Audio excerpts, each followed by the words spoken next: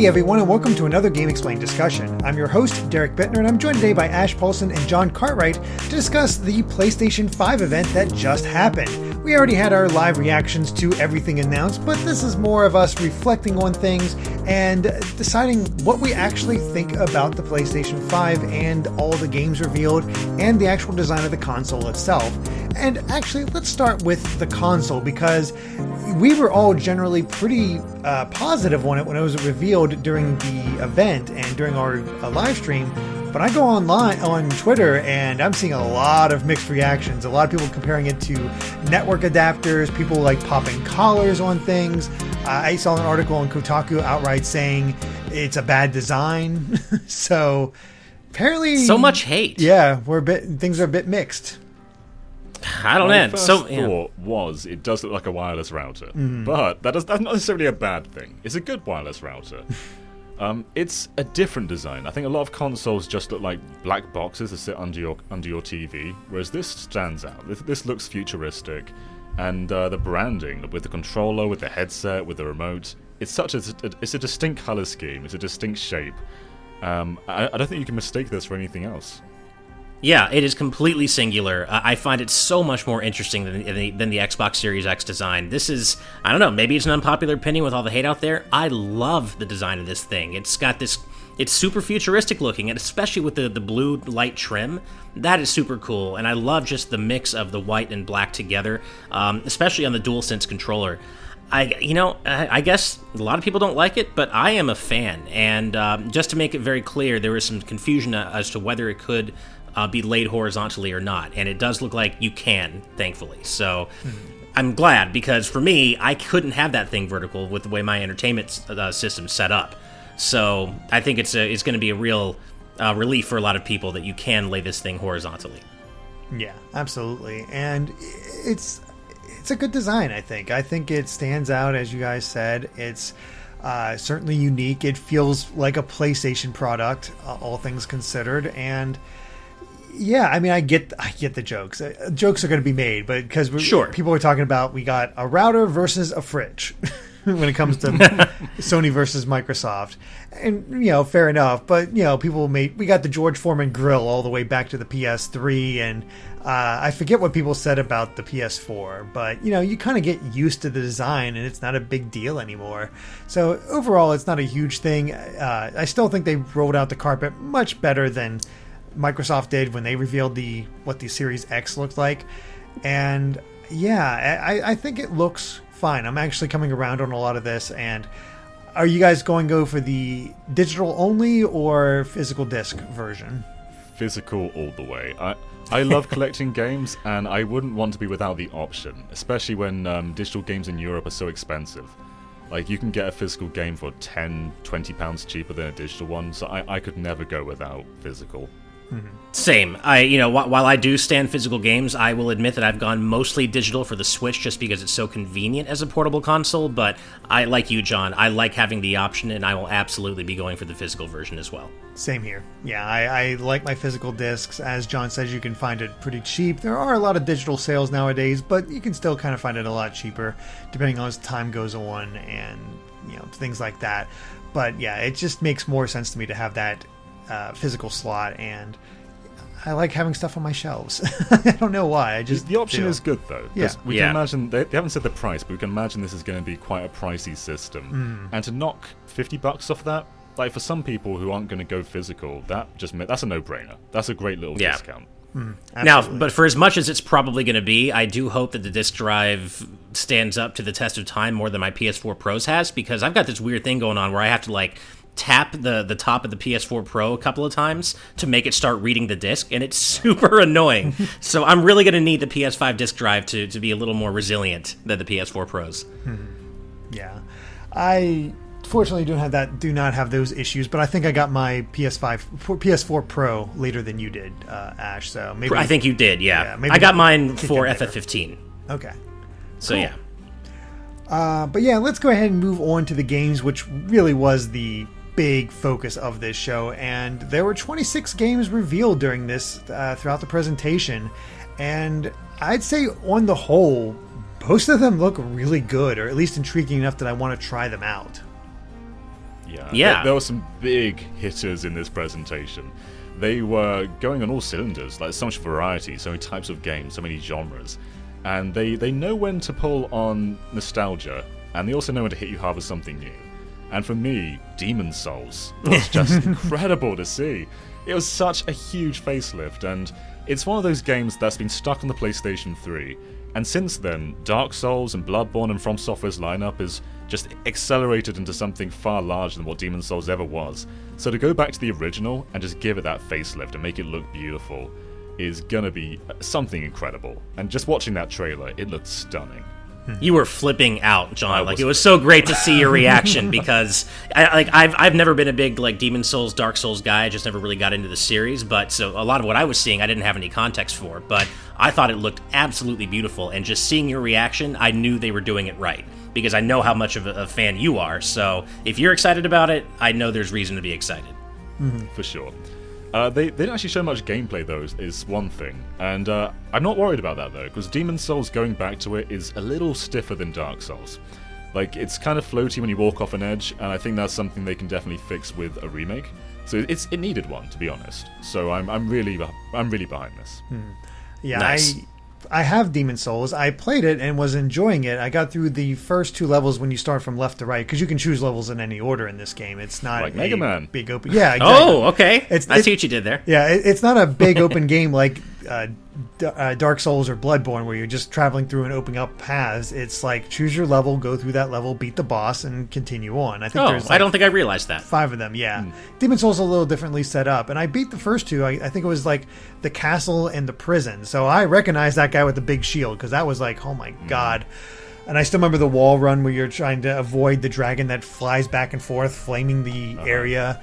But then I got to the mines and was doing well, feeling good, and then I made one attack too many and fell off the edge and died and had to restart. No big deal, except the elevator back down to the mines within that level didn't come back up.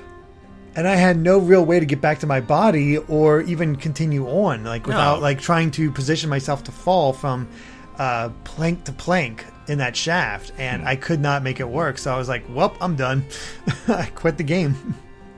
Well, that's a bummer. Yeah, well, at least maybe you can revisit it now properly. Yeah. Speaking of the mines, though, I think that area is gonna like benefit largely from a facelift, because going back to it, it is very early PlayStation 3 where everything's kind of muddy looking, kind of brown. So to see what they can do with that with modern hardware, and I think in their press release they even say it has ray tracing as well. So that's gonna be stunning to see. All right, now, John, be honest with me. Are there giant spiders in Demon Souls? Yes. Yeah, there's a giant spider. That's one of the, that that's might- one of the Absolutely a bosses. giant spider. That might... No, I don't know. We'll have to see. I don't know if I can handle that. We'll see. I like how this presentation had something exciting for all of us. Like, John has Dark Souls. Ash, you of course have Horizon 2 Forbidden West. Yes. Oh, man. And I'm sure you guys saw, that was like the loudest I ever got during the whole... Like, I was hyped for most of the presentation, but that was the part where I was, like, yelling, like, yes! Like, that's what I wanted to see. That's what I was here for, you know, on top of all the other great things we saw. But as you guys know, Horizon Zero Dawn was, you know, pretty much neck and neck for my game of the year of 2017, along with Breath of the Wild. I loved everything about that game, and I've just been waiting with bated breath for Horizon 2 ever since, and here it is, and it looks even better than I could have hoped for. Like, especially now that with that underwater exploration, when you see Aloy swimming and seeing all the underwater sea life and the plant life, it's gorgeous. And then you see the, you know, we're past robot dinosaurs now. Now we got robot mammoths. Like, what? It's looking so cool. And then, of course, I don't want to spoil anything, but there is a very key returning character who was very important in the first game and appeared in the first game's kind of cliffhanger ending after the credits. And so to see him there, super awesome. And of course, Lance Reddick is an awesome actor anyway, so just to see him in that game is cool no matter what. The underwater setting was stunning. Yes. I would say with Breath of the Wild 2, one thing I wanted was to dive under the water, because Hyrule in the first game has so many like bodies of water. I want to go under there and see what is underneath there, because it's always just so tempting to just like dive under, but you can't. Whereas Right. Horizon 2, it's already doing it, and it's just beautiful. It looks like Finding Nemo at times. Like, it's just it really it's did, incredible yeah. how it looks. And it was funny too because I think Andre and I, like, we were both, he likes Horizon a lot too, and so I think we both were like so hoping that we'd see it. Like, we should have noticed that it was Aloy talking for before you even see her. I think we were both like, we think that's Aloy, but we don't want to put it out in the air, because if it isn't, we're going to even be more disappointed that it isn't. So I think we both kind of realized at the same time, nope, that's Aloy's voiceover. This is actually happening. Oh, I'm so excited. Yeah, it makes me, looking at that, it's like, man, I need to play the first and actually be ready for this game, because it's looking choice. That is a good streaming game, Derek. Maybe that you should stream that at some point. I know Amy wants me to, so it's something Nice. I'll be playing eventually. Yeah, I'm excited for it.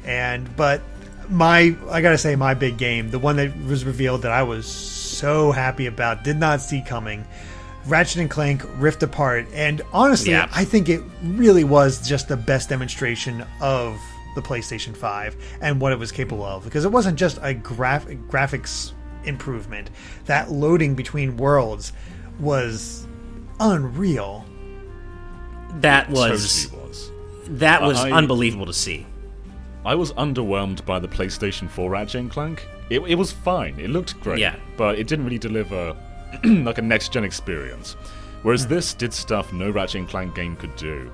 And it's not just the loading, the scope as well. Like, the first world you see, like, they go onto like this sort of this section where they're riding an animal and you're zooming through the environment. Nothing like that was ever done in the PlayStation 4 game. It's so much more vast, so much going on screen. It just screams next gen. No other game was quite like this. Well, and I think with Ratchet & Clank on the PS4 too, I mean, not only did it play it safe, but I think there was a sense of worry among fans that maybe the series' forward momentum had been lost, and now we were just going to be seeing a lot of remakes of earlier titles, and when are we going to see the next big sequel that's going to push the story forward? It's here. It's coming. We're going to have it.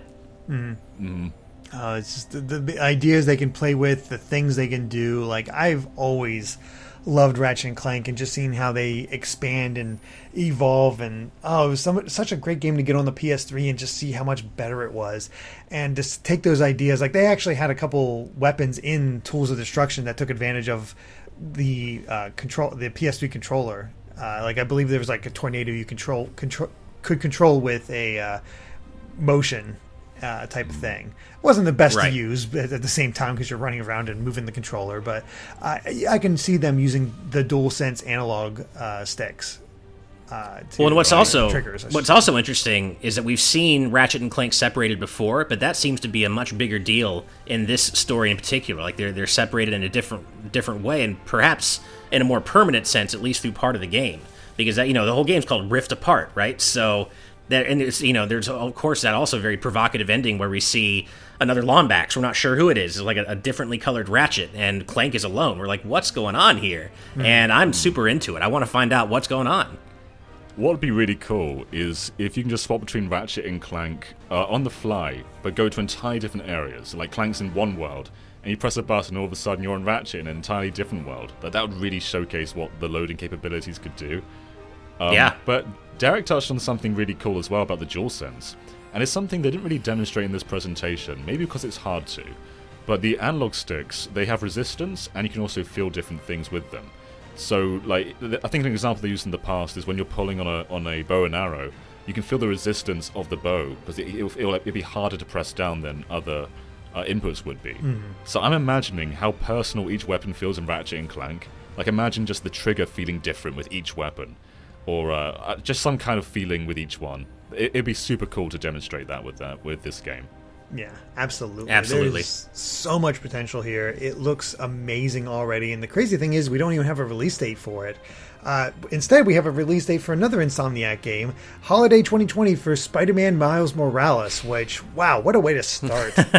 Yeah, when you start with Spider-Man 2, if this even is Spider-Man 2, but, you start with a new Spider-Man game, you're in for a good time. And, man, what little we saw of it looked absolutely beautiful. And I mean, I was a big fan of the first Spider-Man game, and and just to have Miles Morales be the focus here and be the main character, that's even cooler. And I will say, though, I do find myself wondering, is this Spider-Man 2, or is this like perhaps a side story, or like a sidequel, and they're still making Spider-Man 2 with Peter Parker? I have a feeling I think it's Spider-Man 2. You think so? Okay. I don't. I actually think it's a sequel. I think it's so soon since Spider-Man was released. I figured they'd need more time, and with it being called Spider-Man Miles Morales and what they showed, I have a feeling this is kind of like Uncharted Lost Legacy. Mm-hmm. I'm kind of getting a side story sense. I have to say, I think it's going to be like a. Don't let me wrong. I think it's going to be a full length experience. Yes. But I get the sense that this isn't actually Spider-Man 2 necessarily, and that they're still going to build up to that in Miles Morales.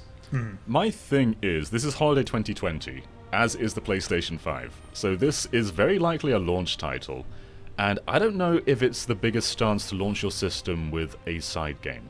Like I think this is going to be like the game that pushes the PlayStation 5 at launch. So I think this might be a sequel. Possibly. I mean, either way, it's going to be super exciting, no matter what it is. Yeah, I'm fine with either, but my gut feeling upon seeing it was, sequel like Lost Legacy, so you could just have something for launch. It's like we need Mario for launch, so let's have it there, and this is a good idea. Because we didn't get a lot of holiday 2020 release dates. We got a lot of to be announced and a couple 2021s. We even won 2022 game.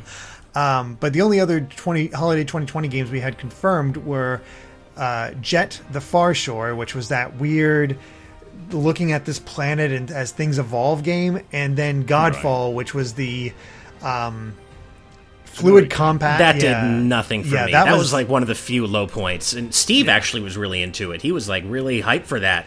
And I just think the rest of it, we was kind of bounced off of it. Yeah, it did that. It really, other than the smooth combat, it did nothing for me. So. Yeah, I have to agree. But even while we're talking about some of the more indie focused titles, I really want to call out Kena: Bridge of the Spirits. That looked awesome, and just the combat animations, it seemed so fluid. It had kind of this Pixar-esque art style, but it still had very much its own thing, and I don't know, I was really loving the aesthetic of that game. I remember Rare had a 360 game called Cameo, and that gave me like similar vibes to that, but this is fully realized. It's insane how great this game looks. And I think we started off watching it, and we were like, they're not going to show gameplay of this. And then they did. It seemed like just this story-focused game, but then it jumped into gameplay, and it looked just as good there, too. Yeah. I'm really excited for this one. And it's made by Ember Lab, as a lot of people pointed out to us. These guys were the ones who made that Majora's Mask fan film with... I forgot about that. Yeah, the 3D rendering. And they just went on and made a whole game, and jeez... if the gameplay can match, which it seems to, because the whole switching from a bow to a staff and having those cute little critters to have puzzle solving and kind of maybe Pikmin elements to it, there's a lot of potential there, and it's definitely on my radar. I love the scatter bow. Like they pull a bow and arrow and it goes off and just targets a bunch of enemies. Yeah. The combat looks rad. It really does. And that like explosion at the end where she draws her hand back and then just you got this like almost kind of a force push type thing and you can feel the impact that she has. It's so cool. Just really stand out. And actually another standout more indie game, at least I think. What was it? I guess Solar Ash was definitely one of them, which was kind of like a pseudo 3D hyper light drifter. Right. That I was really digging that. Yeah. And then Returnal looked interesting, which we had a middle-aged woman as our protagonist as she died and had this weird planet with these black things constantly attacking her. And it was, I don't know, it definitely caught my interest. And House Marquee is a great developer.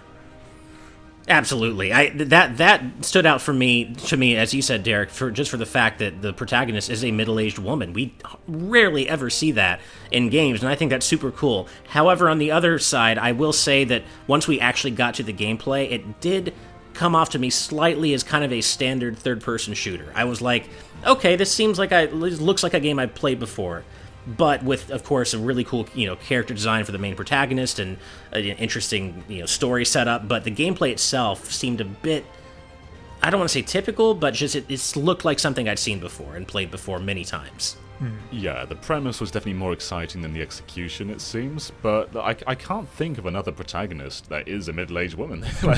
I can think of many middle-aged men, not a single game that stars a middle-aged woman, though. Yeah. how do you think it compares to Deathloop, which has a very similar idea in the fact that you're dying and trying to figure out the right way to do things, except the abilities are quite different, and it's in first person, where you have this like thing where you can swipe people across or up or down and all that. Man, Deathloop tried so hard to make me care, but it tried too hard, and it just kind of came off as feeling like, I don't know. It was trying to be edgy and cool, and I wasn't feeling it. It's like, it doesn't look like, it doesn't look like it's going to be terrible or anything, and it could be a great game, but the trailer didn't really do a whole lot for me. I was kind of the same. I didn't really end the trailer with much impression. It looks fine, but apart from that, I wasn't that into it. Mm-hmm. Yeah, I mean, it almost felt like they just need an excuse to drop a couple of F-bombs and have something just really extreme and edgy, and it just didn't do much for me. Mm-hmm. I thought there was the combat looked the most interesting part of it. The style was fine. I mean, you could definitely tell they're trying for the edge. And the thing at the end where you were playing as the girl assassin he was constantly fighting against the entire time. It does lend a little bit more interest to what they are doing exactly with the gameplay, but it's definitely one that I have to like wait and see a little bit more of before I just decide on it, that kind of thing. It's probably something I'll end up skipping in the end, just because there's so many games that come out all the time. So you got to kind of pick and choose. But one that really did catch my interest, another sort of indie game, Little Devil Inside. That was the one where it was more... it looked like a almost claymation look or papercraft look. And splitting between like hunting monsters and these crazy situations with this old man doing this everyday things. Yeah, almost like he was remembering his glory days or something. I think you mentioned during the stream, Derek. Mm-hmm. It did look interesting. That was one that I could go either way on. Like, I could see it being really interesting or perhaps not nearly as interesting as it looks in this trailer. I'm not quite sure about it yet. Mm. Yeah, it's just great to see this vast array of art styles. That's true. I can't think of another game that looks like this one, and it was beautiful. Just the art style really did encompass that kind of claymation kind of animation look, and yeah, it was just a beautiful looking game. Mm-hmm. Well, and speaking of diverse art styles, what about Goodbye Volcano High?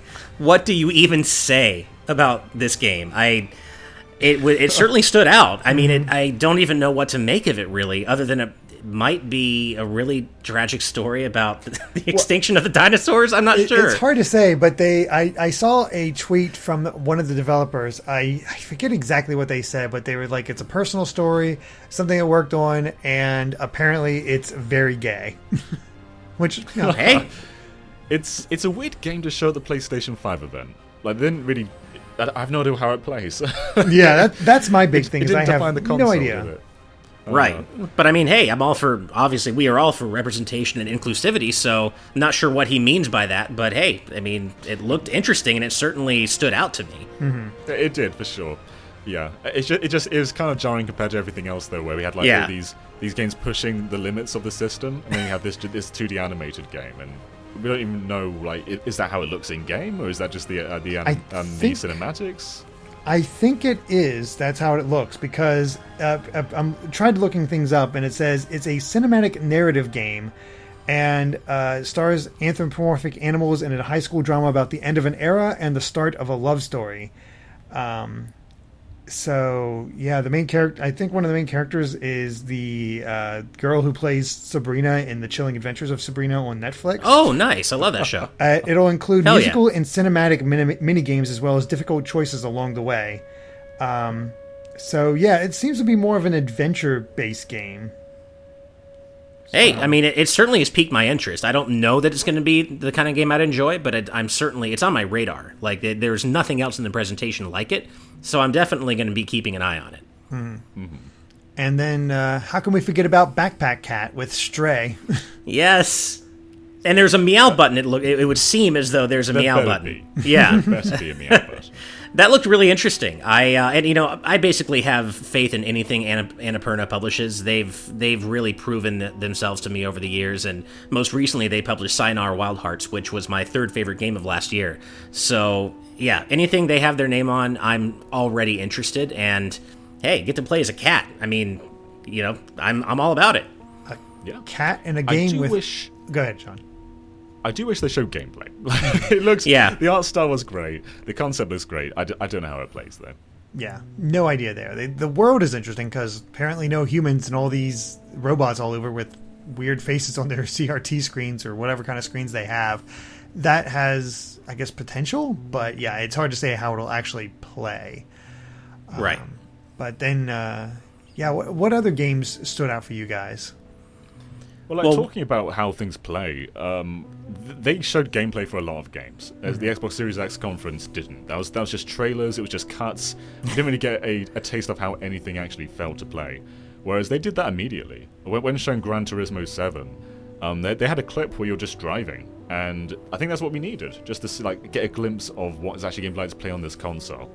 And we were all distracted just by them twitching their thumbs on the steering wheel. Yeah. Is that a next-gen feature? Kind of feels like it. Gran Turismo 7 looks gorgeous. Unfortunately, I've never really been into the series because I'm not into racing sims necessarily. And so the whole time I was watching Gran Turismo 7, I was just thinking how much I'd rather be watching Ridge Racer 8. That was the thing for me. And I'm like, man, and that's what sucks too, right? Because Ridge Racer used to come out at every console's launch. It was just like clockwork. You would get a new Ridge Racer at every major console launch, but it's been missing since there's no Switch Ridge Racer, now no PS5 Ridge Racer at launch. I miss it. The last one? I think it was. There was Ridge Racer 7 on PS3, and then Ridge Racer 3D on 3DS, which is it's just so depressing to think about. Yeah. We did skim over one big game though, Resident Evil 8. Yeah. What's interesting is that I got the press release for that from Capcom just an hour ago, and they're actually officially calling it Resident Evil Village. They're not even calling it 8, even though that's obviously part of the logo, and it is RE8. But yeah, they're actually calling it Resident Evil Village. And man, I got strong RE4 vibes from that, which is always a good thing, of course. Yeah. The village is the first thing you think of when you think Resident Evil 4. And there's that one scene where you just see a bunch of crazed villagers. And we know there's something going on with werewolves, so are they all going to become werewolves? It looks terrifying. I cannot wait. Mm-hmm. Well, and finally, fortunately, we don't have Redfield anymore. We've got actual Chris back. He looks the way he's supposed to look. And I have to wonder, was that statement at the beginning of the trailer, his story comes to an end, is that talking about Chris? Might they actually kill him off or make him a villain? I mean, that seems so unlikely, but what do you think that's about? I have no idea in the grand scheme. It's interesting to me that, with Resident Evil 2 and 3, they did a more Resident Evil 4 type gameplay style and just emphasize the horror a bit more, at least with 2. But for 8, they're going back to the first person view of 7, which to me indicates that you're playing as Ethan again. And I really like 7. So the idea of a combination of 7 and 4, okay, yeah, I'm sold. I want to see this. I want to see what this is all about and the possibilities there. And we'll see what actually happens. But I'm there. What made Ethan cool is Chris Redfield's basically a superhero at this point. He's been punching boulders. He's been escaping volcanoes. This guy can do anything. And Ethan is just this. He kind of grounds the series, and it looks like Chris is going to play a role where he's far more of an authority figure, not someone you play as, but someone who makes these actions. So Ethan sort of being the person who sort of views everything is a great way forward for horror in this franchise. Mm-hmm.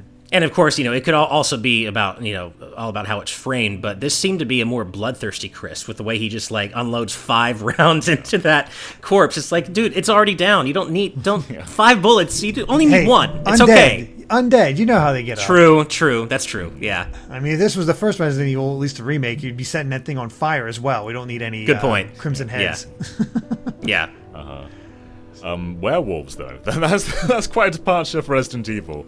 I know they've done zombies, they've done BOWs, but actual werewolves, I didn't think the series would ever go in that direction. No. And, but I think they can pull it off, though. But you know what stood out to me even more than the werewolves were they almost looked like these witch-like enemies, these really tall, ghostly female-looking. I think they were enemies, and I think one of them even screamed in a clip, and that creeped me out more than the werewolves. I was like, oh, these look pretty cool. Mm-hmm. There's a there's a lot of potential. quick cuts in that trailer. Like, there's one point where you see this sort of mansion-looking thing, like the Resident Evil 1 mansion. So maybe if it is Chris's last story, maybe we're going to like return to the mansion at some point. Oh my gosh, did that Right, get and there was nuked along with Raccoon City though? I'm not sure. Good question. Maybe. Yeah. And there was a super quick cut where you could see the Umbrella logo too. So there's some interesting stuff going on here. And I always enjoy the continuing Resident Evil story because it's just such a fun popcorn story. It's cheesy, but it's interesting. You love the characters. I'm into it. Mm-hmm. Yeah. Absolutely. It's not our only horror game that we saw during this, though. We also got more from Ghostwire Tokyo, another first-person horror game, and basically just you as a monk or something going around fighting these crazy Japanese ghosts, which looks wild. It looked insane. I always trust Shinji Mikami. He knows when to deliver. It didn't look over-the-top scary, but it looks like it has that classic Shinji Mikami structure where you're sort of just overpowering your fears. And the combat was just over-the-top insane. I can't wait for this. Yeah, I think that's what maybe caused me to like have second thoughts about it, because the beginning of the trailer was so overtly horror-themed. I was like, oh, this looks scary. I'm into this. And then the actual gameplay starts, and it's a first-person combat-esque game, and the horror elements are scaled back a bit. So I'm not sure if it's going to be for me personally, but again, you always trust in Mikami, and even if it isn't for me personally, chances are it's going to be a pretty great game. Was this our first look at this game? Because I remember at E3 they basically said it's spooky, and that was the entire description of what this game was. Maybe because I remember the title, but I don't remember seeing anything actually of it. And I think most people focused on Kuni, who's no longer with this. So, yeah, right. One thing I will say that I felt was a little disappointing was that the only presence Square Enix had was with this Project Athia, which could end up being really interesting. I mean, I'm all about original IPs and original Square IPs. That's great, but I was kind of hoping that they'd show off Final Fantasy 16, or maybe even a next gen version of FF7 remake. I was surprised that we didn't see anything from them other than this Project Athia, though. Yeah, I imagine they're saving a lot. There's definitely a lot more to see. There's been rumors of Crash Bandicoot as well, which wasn't here. So I think there's definitely going to be another wave coming. I don't have much impression of Square's game. It looked fun, but they didn't really show much of it, though, did they? Not really. No, they didn't really show much. But, I mean, there are a couple of threads on Resetter right now that apparently Final Fantasy 16 was supposed to be here and was maybe pulled at the last minute. So I don't know if that's true. Who knows? But, yeah, I just would have liked to see Square make a slightly bigger impact in this presentation. But what we saw of Project Athia is certainly interesting. Yeah, it's an unproven. I was looking at what the Luminous Productions was all about, and they don't really have any games under their belt. This is kind of their first. It was basically pulled from a lot of people who worked originally on Final Fantasy 15. Right. So this is sort of their new thing. I mean, I'll certainly be keeping an eye on it because I'm a big Square Enix fan in general, but I'm also looking forward to seeing what other projects they have in the pipeline from established series as well. Yeah. It's an exciting time because Final Fantasy VII is basically a series now, so we can expect in this generation not only Final Fantasy 16 but also more Final Fantasy 7s. That's exciting. Right. Yeah. I mean, and given some of the incredible visuals we've seen in this reveal event today between Ratchet and Clank and Horizon 2, I mean, FF7 Remake, as we all know, is a gorgeous game. It looks incredible, but imagine that, but on the PS5 and everything else they can do with it. That's going to be insane. 7 has technical problems, which could probably be resolved on PS5. Yeah. Absolutely. Just looking through our list here of what we maybe haven't talked about yet. We got to see more of Oddworld Soulstorm, which is interesting because it's going back to that more 2D-ish look for the series. And even though I've not really played much of Oddworld, it does seem like a return to form of the first two games in that series. And certainly a bit darker, seeing more I don't know, characters that are a lot more detailed getting blown up and destroyed like that from the original game. It's like, geez, there's a lot of death. It's always been a pretty dark heavy. series. Yeah, and I've never been a big Oddworld guy myself, but I know it's got a huge cult following, and at least from what I can tell, what we saw, it seems to be what fans would want, I would think. It definitely carries forth that series' really dark, dystopian, hopeless aesthetic, and it looks like the main character really goes through some really serious stuff, so it'll be interesting to see how this one turns out. Absolutely.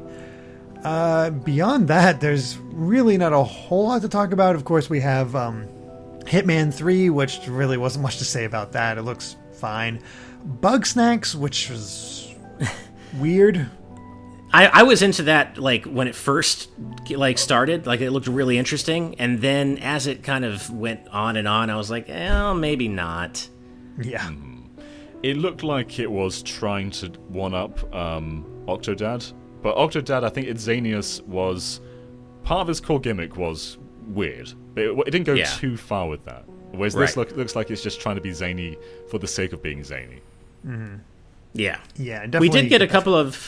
We did get some love for 3D platformers, though, with both Astro's Playroom and Sackboy: A Big Adventure, which was kind of a neat surprise. Sackboy especially looked really interesting to me. I know how much Andre loves the Astro game for PSVR. I can't think of the name at the moment, and I've always wanted to get into this series because so many people loved it. But I'm getting a bit of a freeware vibe from Playroom. It may not be actually a fully fledged adventure.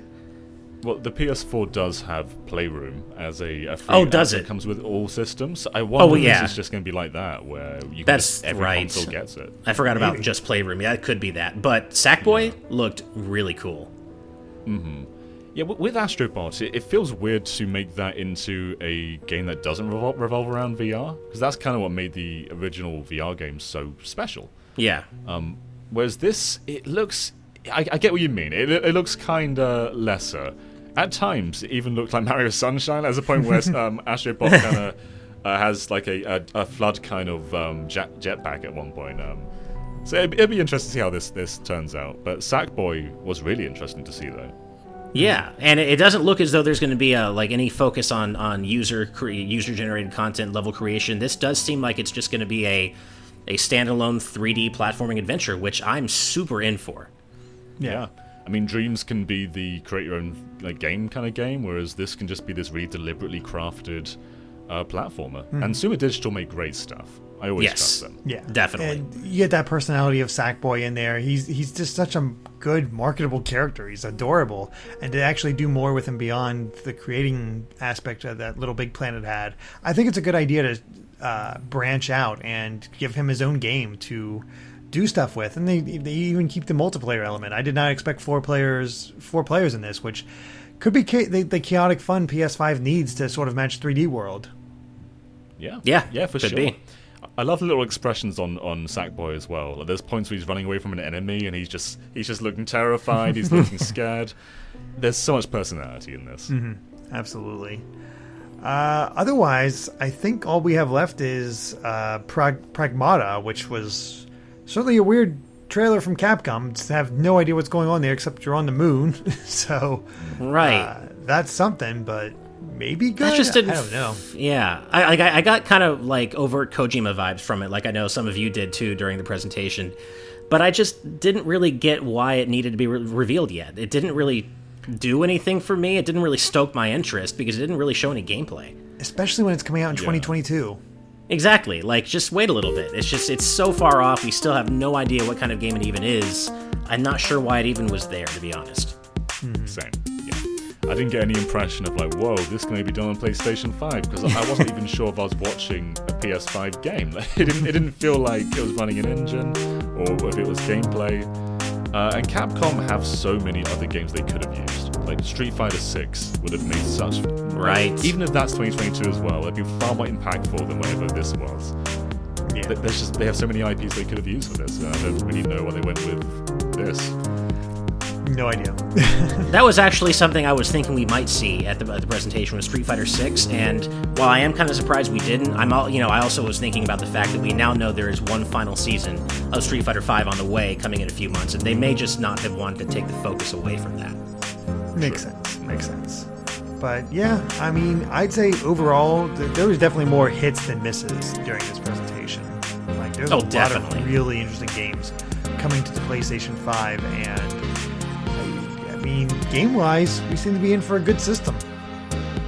Yeah. I mean, Spider-Man, Demon Souls, Horizon, Ratchet Clank, AstroBot. The list goes on and on and on. And it was crazy seeing PlayStation Studios just repeatedly come out. Their first-party efforts are just putting... I mean, Xbox still has a chance in July, but right now, it is putting them to shame. Yeah. Right. And that's to say nothing of stuff that we know is coming that they didn't show, like the new God of War game. We know they've got another God of War game in development right now. FF16. Like, there's so much stuff that they didn't show that we know is in development that just makes it even more exciting. So, We all know yeah. Gravity Rush 3's in development. Yeah, Yeah, totally. obviously. And Parappa 3. Clearly, Parappa 3's coming, so, yeah. Nice. So unless there's anything else you guys want to talk about as far as the games revealed during this PlayStation 5 event, yeah, I think we'll call it there. Cool, I'm good. That's about it. All right. That covers it for our PlayStation 5 event discussion. So thank you for watching. And if you like this video, be sure to like us on Facebook and Twitter at GameXplain. And of course, be sure to subscribe to GameXplain for more on the PlayStation and other things gaming as well. Until next time, bye.